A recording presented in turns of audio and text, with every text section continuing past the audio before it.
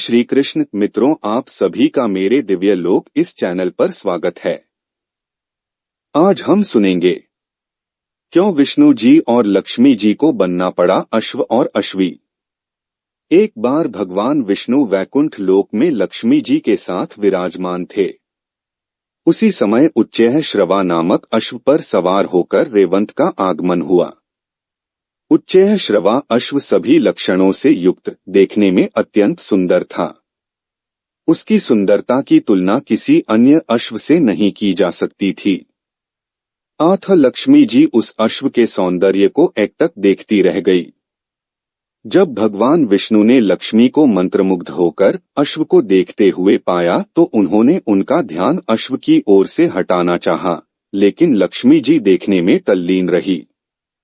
भगवान विष्णु द्वारा बार बार झकझोरने पर भी लक्ष्मी जी की तंद्रा भंग नहीं हुई। तब इसे अपनी अवहेलना समझकर भगवान विष्णु को क्रोध आ गया और खीझकर लक्ष्मी को शाप देते हुए कहा, तुम इस अश्व के सौंदर्य में इतनी खोई हो कि मेरे द्वारा बार बार झकझोरने पर भी तुम्हारा ध्यान इसी में लगा रहा, अतः तुम अश्वी हो जाओ।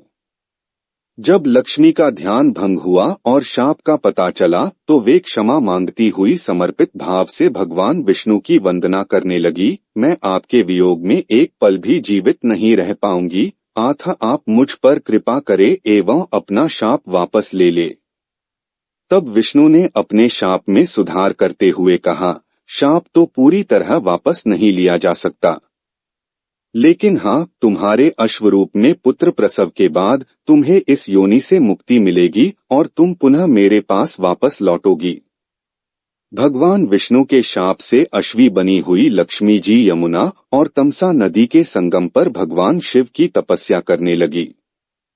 लक्ष्मी जी के तप से प्रसन्न होकर शिव पार्वती के साथ आए। उन्होंने लक्ष्मी जी से तप करने का कारण पूछा। तब लक्ष्मी जी ने अश्वी हो जाने से संबंधित सारा वृतांत उन्हें सुना दिया और अपने उद्धार की उनसे प्रार्थना की। तब भगवान शिव ने कहा, देवी, तुम चिंता न करो। इसके लिए मैं विष्णु को समझाऊंगा कि वे अश्वरूप धारण कर तुम्हारे साथ रमण करे और तुमसे अपने जैसा ही पुत्र उत्पन्न करे ताकि तुम उनके पास शीघ्र वापस जा सको। अब भगवान शिव ने कहा, देवी, तुम चिंता न करो। इसके लिए मैं विष्णु को समझाऊंगा कि वे अश्वरूप धारण कर तुम्हारे साथ रमण करे और तुमसे अपने जैसा ही पुत्र उत्पन्न करे ताकि तुम उनके पास शीघ्र वापस जा सको। भगवान शिव की बात सुनकर अश्वी रूपधारी लक्ष्मी जी को काफी प्रसन्नता हुई। उन्हें यह आभास होने लगा कि अब मैं शीघ्र ही शाप के बंधन से मुक्त हो जाऊंगी और श्री हरि विष्णु को प्राप्त कर लूंगी।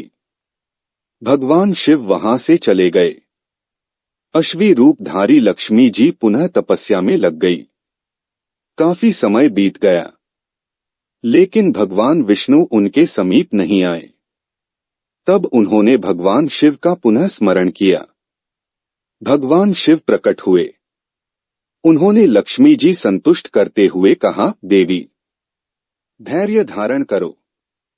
धैर्य का फल मीठा होता है। विष्णु अश्वरूप में तुम्हारे समीप अवश्य आएंगे। इतना कहकर भगवान शिव अंतर्धान हो गए। कैलाश पहुंचकर भगवान शिव विचार करने लगे कि विष्णु को कैसे अश्व बनाकर लक्ष्मी जी के पास भेजा जाए। अंत में उन्होंने अपने एक गणचित्ररूप को दूत बनाकर विष्णु के पास भेजा। चित्ररूप भगवान विष्णु के लोक में पहुंचे। भगवान शिव का दूत आया है, यह जानकर भगवान विष्णु ने दूत से सारा समाचार कहने को कहा। दूत ने भगवान शिव की सारी बातें उन्हें कह सुनाई। अंत में भगवान विष्णु शिव का प्रस्ताव मानकर अश्व बनने के लिए तैयार हो गए। उन्होंने अश्व का रूप धारण किया और पहुंच गए यमुना और तपसा के संगम पर, जहां लक्ष्मी जी अश्वी का रूप धारण कर तपस्या कर रही थी। भगवान विष्णु को अश्वरूप में आया देखकर अश्वी रूपधारी लक्ष्मी जी काफी प्रसन्न हुई। दोनों एक साथ विचरण एवं रमण करने लगे। कुछ ही समय पश्चात अश्वी रूपधारी लक्ष्मी जी गर्भवती हो गई। यथा समय अश्वी के गर्भ से एक सुंदर बालक का जन्म हुआ। तत्पश्चात लक्ष्मी जी वैकुंठ लोक श्री हरि विष्णु के पास चली गई। लक्ष्मी जी के जाने के बाद उस बालक के पालन पोषण की जिम्मेवारी ययाति के पुत्र तुर्वसु ने ले ली, क्योंकि वे संतानहीन थे और पुत्र प्राप्ति हेतु यज्ञ कर रहे थे। उस बालक का नाम है रखा गया। कालांतर में है के वंशज ही है वंशी कहलाए।